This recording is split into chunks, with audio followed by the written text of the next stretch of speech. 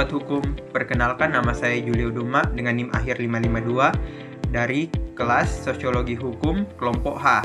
Jadi di video kali ini saya akan membahas sesuatu yang sangat penting dalam kehidupan berbangsa dan bernegara, yaitu apa hubungan antara kesadaran hukum dan efektivitas hukum. Teman-teman pasti pernah bertanya, kenapa banyak aturan dibuat tapi tidak berjalan? Apa yang membuat sebuah hukum benar-benar bisa dirasakan manfaatnya bagi masyarakat? Jawabannya ada satu, yaitu kesadaran hukum. Dalam video kali ini saya akan membahas tuntas segala hal, mulai dari contoh, pendapat para ahli, serta solusi nyata. Pertama-tama mari kita bahas dulu apa itu kesadaran hukum. Menurut Surjono Sukanto, kesadaran hukum adalah tahap pengetahuan dan pemahaman masyarakat terhadap hukum, disertai dengan sikap untuk menghormati dan menaati hukum itu sendiri. Kesadaran hukum bukan cuma tahu isi undang-undang, tapi juga soal sikap batin, apakah kita menganggap hukum itu sebagai hal yang penting, adil, dan patut dipatuhi. Ada 4 tingkatan hukum menurut Surjono Sukanto. Yang pertama, tingkat pengetahuan hukum. Yang kedua, tingkat pemahaman hukum. Yang ketiga, tingkat sikap terhadap hukum. Yang keempat, tingkat pola perilaku hukum. Semakin tinggi tingkat ini, semakin besar pula hukum bisa berjalan secara efektif. Sekarang kita akan bahas tentang efektivitas hukum.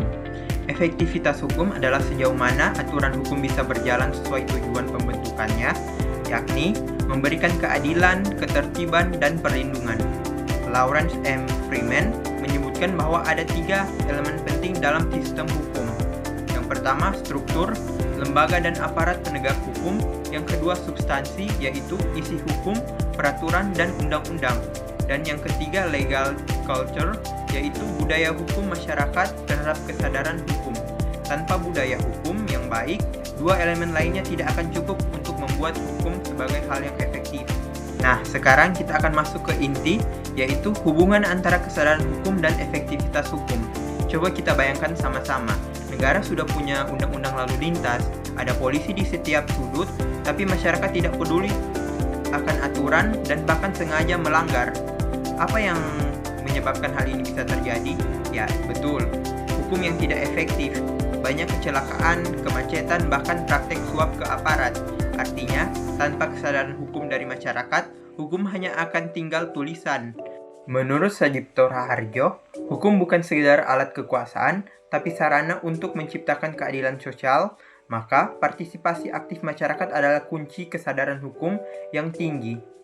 Hal ini dapat menciptakan kepatuhan hukum secara sukarela tanpa harus ditekan, diancam, atau diawasi secara ketat. Nah, untuk memahami hukum, kita juga perlu tahu sumber-sumber hukum. Sumber hukum adalah dasar atau asal mula terbentuknya hukum. Ini penting untuk membentuk kesadaran hukum yang benar. Berikut adalah beberapa sumber hukum. Yang pertama adalah sumber hukum formal, yaitu yang mengikat secara hukum. Ada Undang-Undang Dasar 1945, Undang-Undang atau Perpu, Peraturan Pemerintah, Peraturan Presiden, dan Peraturan Daerah. Selanjutnya yang kedua ada sumber hukum material, yaitu nilai yang membentuk isi hukum. Ada nilai sosial, norma adat, agama, dan kebudayaan masyarakat. Dengan memahami sumber hukum, masyarakat bisa melihat bahwa hukum tidak datang dari atas saja, tapi juga dari nilai-nilai yang hidup di sekitaran mereka.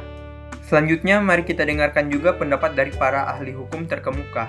Yang pertama ada Hans Kelsen dengan teori norma dasarnya, menekankan bahwa hukum adalah sistem norma yang saling berjenjang. Setiap norma harus ditaati agar sistem hukum tetap stabil dan berjalan efektif.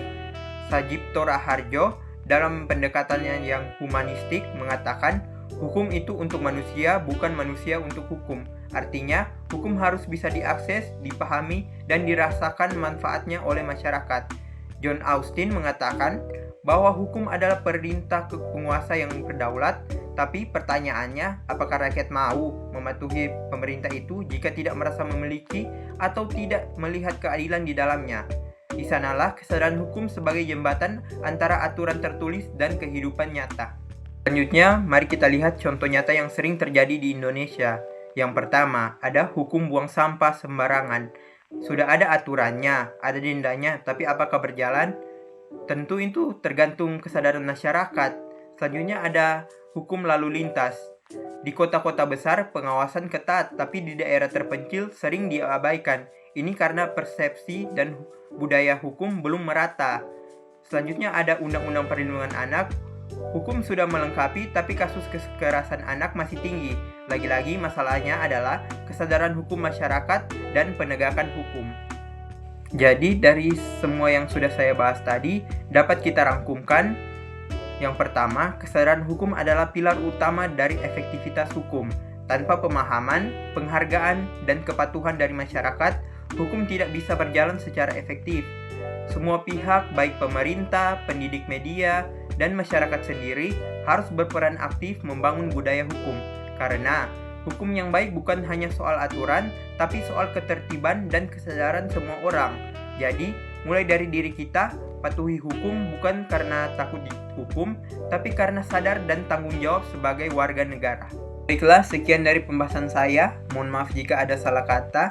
Dan jika teman-teman merasa video ini bermanfaat, jangan lupa untuk like, share, dan subscribe di channel ini. Dan tulis juga di kolom komentar, menurut teman-teman, apa tantangan terbesar dalam membangun kesadaran hukum di Indonesia. Sekian dari saya, terima kasih.